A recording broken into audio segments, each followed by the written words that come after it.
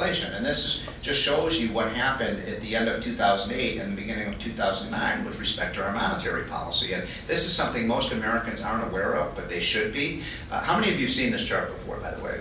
Many of you have, but a few of you. If you haven't seen it, it's really eye-opening.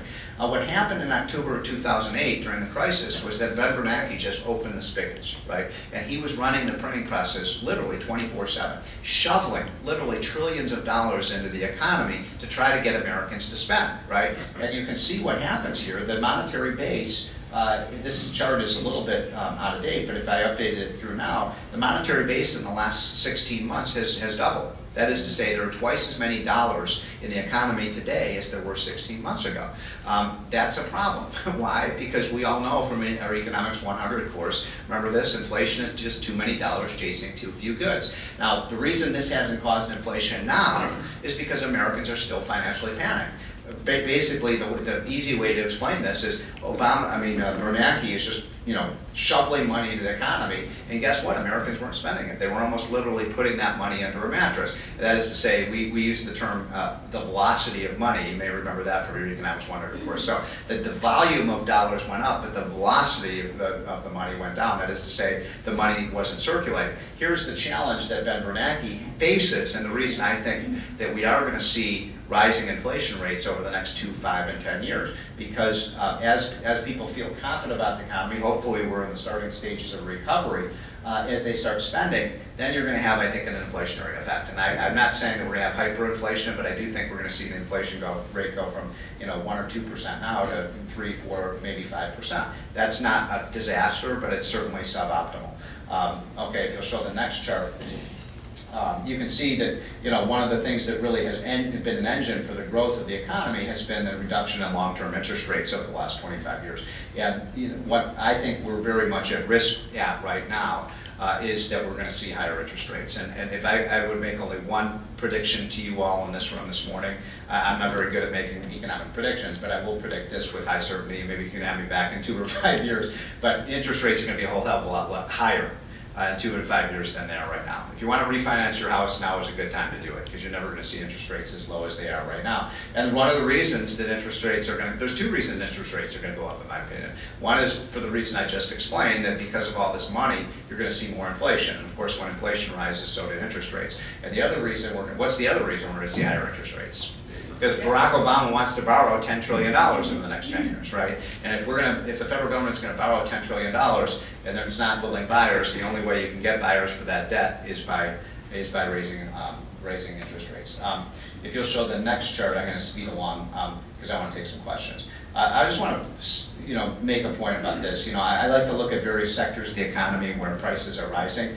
And if you want to see why free trade is important, look at those blue pillars. The virtue of free trade is it lowers prices for American consumers, and by lowering prices, it raises real incomes. And you can see with cars and trucks, apparel, clothing, software, computers, those have been, over the last 8 to 10 years, they've actually been declining in price. There's disinflation in those industries, which is to say a new car or truck today costs less than a new car or truck did 5 years ago.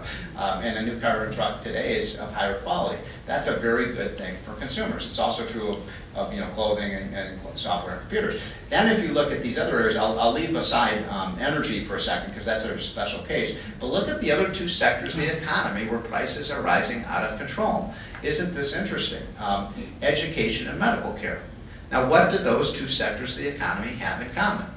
Government. Exactly. I mean, these are the 2 industries in America that are probably most dominated by government. Education is 90% government. Healthcare, I don't know if you saw just the other day, we had an article in the Wall Street Journal. For the first time in American history, over 50% of our healthcare industry is now supplied by government, not by the private sector. But it's basically a hybrid system. We have 50% government and 50% private sector. Now, a couple things on this. One is, when it comes to education, in my opinion, there is no reason in the world why college tuition prices should be rising. If we had a functional, competitive, market-driven education system in higher ed, I would make the case to you that college tuitions would be falling in price, not rising in price. I mean, think about it. And colleges should be, universities are information age industries, right? They should be tapping into the power of lower computer prices and things like that. The reason they're not, I think, is because people are getting the education, and I have an 18-year-old son who's going to be going to college next year. The people are getting the service aren't the ones who are paying for it, because we have a third-party payer system in higher ed right now. Just to give you a sense, by the way, of how unbelievably out of control these tuition costs are,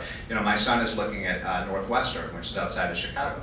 Anybody want to take a guess at what Northwestern costs right now? 60,000. 50, who said 55? Yeah, 53.5 is the latest number. Now think about that. I mean, I told my son Justin, look, it's a liberal school. They're just going to indoctrinate you with socialist ideas. I'll just write you a check for $200,000. You can play computer games for 4 years, and you'll be better off. And I'll be better off. But that's amazing when you think about it. Now let's talk about healthcare. I think the healthcare point is exactly the same point, right? I mean, if you think about it, what is Barack Obama's big gamble on healthcare? I mean, what he's telling us is A, that healthcare costs are out of control. He's correct about that. He's completely wrong, by the way, on his point that we don't have the highest quality of care in the United States of any country. There's absolutely no question that if you get sick or you're having a disease and you need surgery or some kind of medical procedure, you want to do it in the United States, not anywhere else in the world. He's completely wrong when he says we don't have a high quality of healthcare. But he's right that we pay too much. We do pay too much, and the costs are out of control, and there's no reason they have to be rising as rapidly as they are. Now, what he's saying is, look, if government were just not just 50%, but 70 or 80% of the healthcare market, we could control prices and so on. We could get the whole system under control. When does that ever happen? When does it ever happen? I mean, I would make the case you go just the opposite direction, that you get government out of the system, you move more towards a consumer-driven market, which the left doesn't believe in. And if you could buy healthcare the way you buy everything else, I think you'd see reductions in prices. If you'll show the next chart, and I'm coming to the end because I want to you can skip that one. You can skip that. This is just a point I want to make about why I'm still very optimistic about the future for our country and for the well-being of all citizens of this planet, which is that we are in the cusp of the beginning of an incredible technological boom.